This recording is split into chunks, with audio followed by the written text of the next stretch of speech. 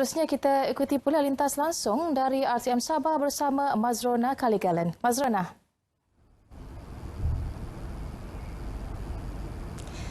Terima kasih Zehra. Assalamualaikum dan salam sejahtera.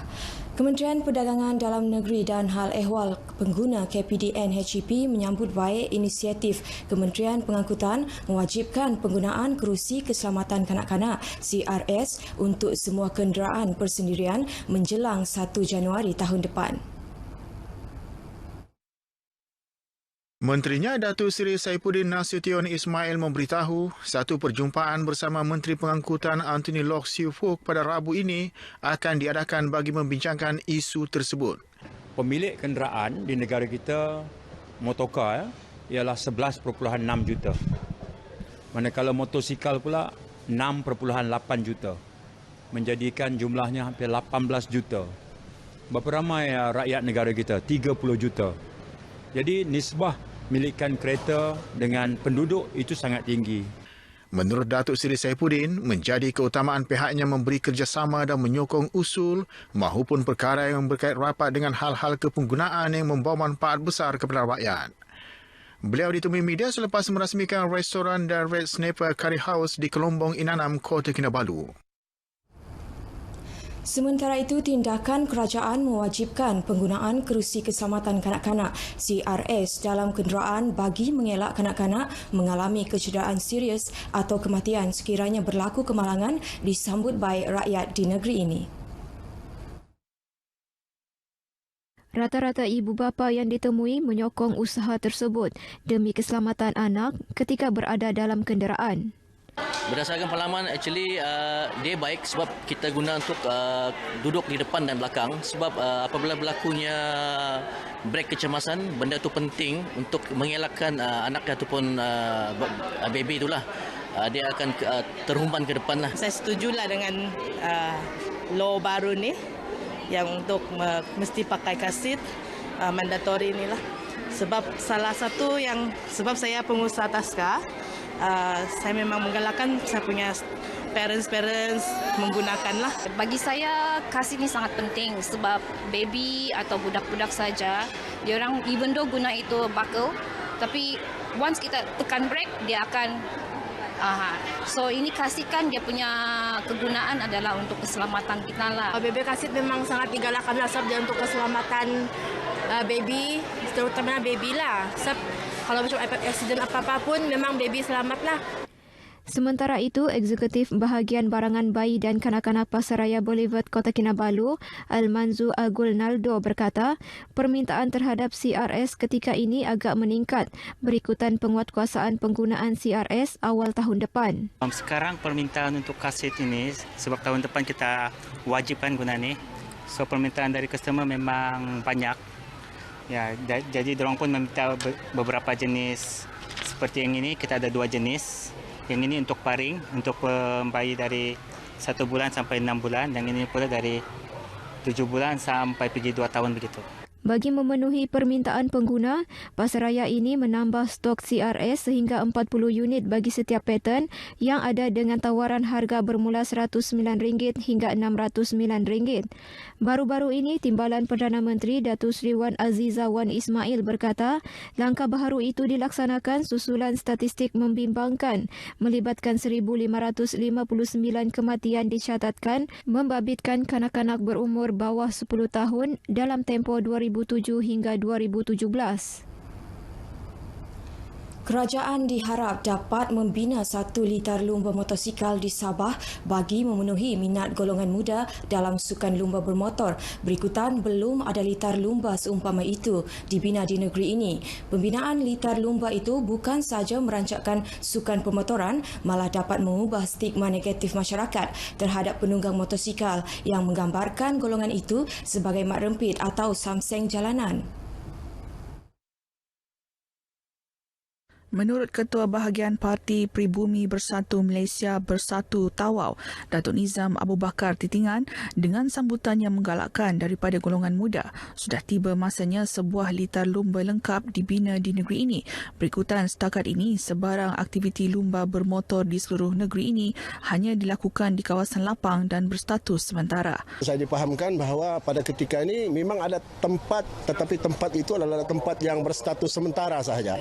Sebab itu, saya memohon agar pihak kerajaan yang bertanggungjawab ke atas hal hewan sukan ini supaya dapat memberikan pertimbangan dan membantu mempertingkatkan lagi sukan permotoran di peringkat negeri. Datuk Nizam yang juga ahli Dewan Undangan Negeri Adun Apas berkata demikian kepada pemberita RTM selepas merasmikan program belia permotoran sukan lumba drag motosikal di lapangan terbang lama Tawau.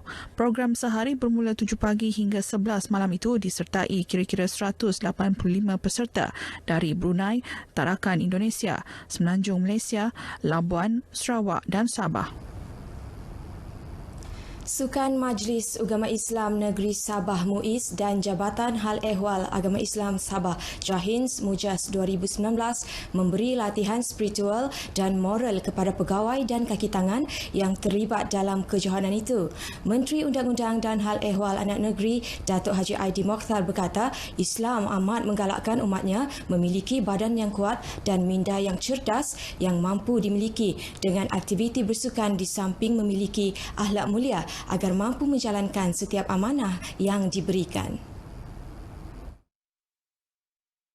Menurut Datuk Haji Aidil, Mujas 2019 landasan terbaik kepada semua kaki tangan MUIS dan Jahins di semua peringkat menjalankan aktiviti kesukanan bagi menjamin kesihatan berterusan. Lebih kepada mengakrabkan hubungan silaturahim antara warga, organisasi, majlis dan Jabatan Hal Ehwal Agama Islam di seluruh negeri Sabah. Kerana sukan ini ada adab dan disiplin. Jadi dengan adanya mereka buat latihan di peringkat awal dan soal menang dan kalah itu perkara kedua. Beliau berkata demikian kepada RTM selepas merasmikan penangguhan Sukan Mujas 2019 di Kompleks Sukan Kota Kinabalu Likas. Sementara itu, yang di-Pertua MUIS, Datuk Seri Panglima Dr. Haji Hasbullah Muhammad Taha berkata, pihaknya menitik beratkan aspek sukan dalam kalangan warganya sekaligus mampu mengupayakan kebijaksanaan semasa menjalankan amanah sebagai seorang penjawat awam. Selain daripada hal-hal sukan tadi, hal-hal minda, hal-hal kecakapan kita, hal-hal pandangan kita terhadap dunia macam mana. Kepada saya itu dipadukan dengan tenaga yang kita peroleh daripada sukan ini, kesihatan itu, dan kita boleh membangun itu semua. Dalam kejohanan Sukan Mujas 2019, kontingen MUIS mengekalkan kedudukan sebagai juara keseluruhan dengan kutipan 9 pingat emas, 5 perak dan 2 gangsa. Tempat kedua disandang kontingen Jahins Pantai Barat Selatan, manakala tempat ketiga dimenangi kontingen Jahins Ibu Pejabat Kota Kinabalu. Syukur Alhamdulillah kami berlatih. Pihak MUIS lah, kontingen MUIS menjalankan latihan sejak 2-3 minggu sambil di pejabat sambil bermain. Jadi insyaAllah Alhamdulillah dapat mengutip 8 pingat emas. Seramai 590 orang peserta kaki tangan MUIS dan Jahins seluruh negeri melibatkan 8 kontingen menyertai 18 acara sukan dalam Mujas 2019 yang berlangsung sejak Khamis lepas dan berakhir semalam. Mahasiswa diingatkan supaya menyeimbangkan antara kecemerlangan akademik dengan moral dan rohania. Pengerusi Institut Pemikiran Islam Antarabangsa, Datuk Seri Anwar Ibrahim berkata, keseimbangan itu penting bagi memastikan mereka bukan sahaja cemerlang dalam bidang masing-masing tetapi mempunyai peri kemanusiaan dan peduli akan kepentingan serta hak asasi manusia sejagat. Pada masa sama, Datuk Seri Anwar memberitahu mahasiswa di negara ini juga perlu bijak dan sentiasa berfikiran kritikal dalam bidang akademik. Datuk Seri Anwar menyatakan demikian dalam bicara umum mengenai integrasi ilmu dalam seminar antarabangsa anjuran bersama Institusi Pemikiran Islam Antarabangsa, Universiti Malaysia Sabah UMS, Gabungan NGO Islam Sabah dan Akademi Sejarah dan Kajian Masa Depan Sabah di Dewan Resital UMS Kota Kinabalu. itu.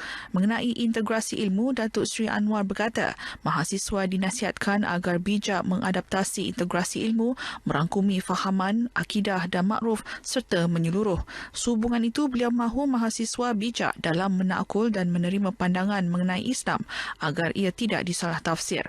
Terdahulu berucap dalam majlis perasmian seminar integrasi ilmu antarabangsa, Naib Chancellor UMS Profesor Datuk Dr. Taufik Yap Yun Hin berkata, penganjuran Majlis Ilmu Sumpah ini bertepatan dalam menentukan pengurusan ilmu berterusan sekaligus meneruskan pembangunan kecemerlangan ilmu dan negara. Teks ucapannya dibacakan Dekan Fakulti Perniagaan, Ekonomi dan Perakaunan UMS, Profesor Madya Dr. Rahman Nordin. Kira-kira 700 hadirin termasuk pelajar dan golongan akademik menghadiri majlis ilmu ini. Turut hadir pensyarah Kuliah Teknologi Maklumat Universiti Islam Antarabangsa Malaysia, Profesor Dr. Muhammad Fauzan Nordin dan tokoh Islam dunia yang juga pengasas bersama Institut Pemikiran Islam Antarabangsa, Dr. Ahmad Totonji sebagai penceramah. Penggunaan cardboard bagi tujuan mengitar semula kotak-kotak yang hendak dibuang untuk menghasilkan wayang kulit berjaya menarik perhatian orang ramai dalam bengkel menampilkan karya artis seni dari Indonesia, Wayan Upadana di Balai Seni Lukis Sabah. Bengkel sehari anjuran New Silk Roads NSR Network ini sempena NSR Asia Pacific Art Connects Week mendapat kerjasama antaranya Persatuan Penyelidikan Laluan Sutera Maritim Malaysia, Kerajaan Negeri dan Universiti Malaysia Sabah UMS. Program sulung NSR Network ini kesinambungan daripada Art Connects International Art Exhibition yang berlangsung pada 26 Oktober lalu di Kota Kinabalu. Bercakap kepada RTM, Wayan memberitahu pada asalnya beliau hanya mencuburi bidang seni ini sebagai aktiviti bersama kanak-kanak di kampung halamannya sebelum ia mendapat sambutan selain dapat mengembangkan kreativiti mereka. Tambahnya, bahan yang digunakan, cardboard, secara tidak langsung dapat membantu pemeliharaan alam sekitar sekaligus mendidik orang ramai untuk sama-sama menjayakan misi tersebut. My workshop is sharing about the shadow puppet, but in this workshop I try to make it from cardboard because I want to reuse the material that we never used before. Para peserta yang ditemui tertarik dengan aktiviti tersebut yang jarang diadakan di ibu negeri. I think it's very good because the cardboard we can recycle and upcycle it to become other product so that it's not a waste, and then the children can use it and then they can like make it into other things. Untuk macam recycle lah begitu. So kami punya sekolah memang mengutamakan recycle, jadi kami gunakan mungkin dengan cara ini kami boleh recycle benda. Para peserta bengkel ini turut didedahkan dengan kaedah pemilihan warna selain bebas untuk berkarya secara kreatif untuk menghasilkan wayang kulit masing-masing.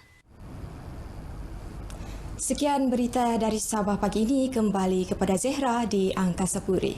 Mazrana, terima kasih.